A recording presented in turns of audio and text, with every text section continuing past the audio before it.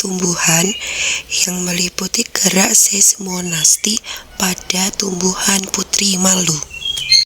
Gerakan pertama adalah gerakan seismonasti halus dengan menyentuh secara halus putri malu.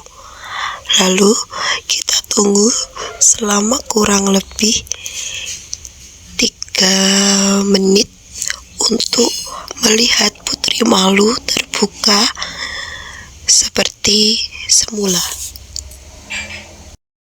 Gerakan berikutnya adalah gerakan seismonasti sedang dengan menyentuh sedikit kasar pada putri malu.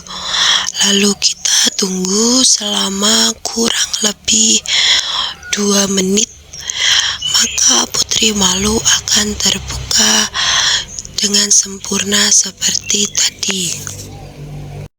Gerakan seismonasti kasar dengan menyentuh secara kasar putri malu dengan menggunakan benda tajam.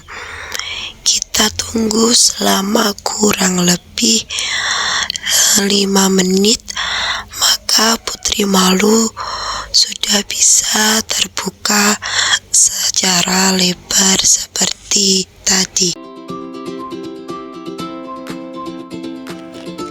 Kita akan mengamati gerak niktinasti pada tumbuhan putri malu.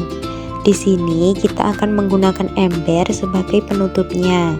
Ini bertujuan untuk memberikan rangsangan gelap pada tumbuhan putri malu. Kemudian kita tunggu selama 30 menit.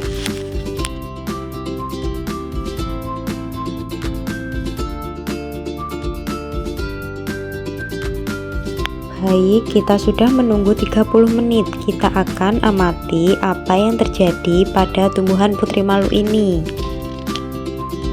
Sebelum ditutup, daun putri malu dalam keadaan merekah.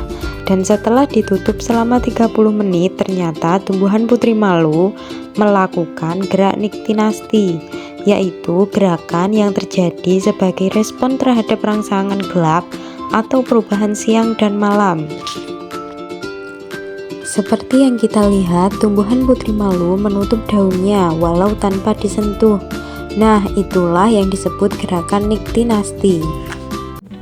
Di sini saya akan melakukan percobaan mengenai gerak geotropisme. Alat dan bahan yang perlu diperlukan ada cup yang sudah berisi tanah dan kita beri label A dan juga B. Kita juga membutuhkan biji kacang hijau. Selanjutnya kita akan masukkan biji kacang hijau ini ke dalam masing-masing pot yang telah diberi label. Nanti kita akan letakkan pot A secara vertikal dan pot B kita letakkan secara horizontal.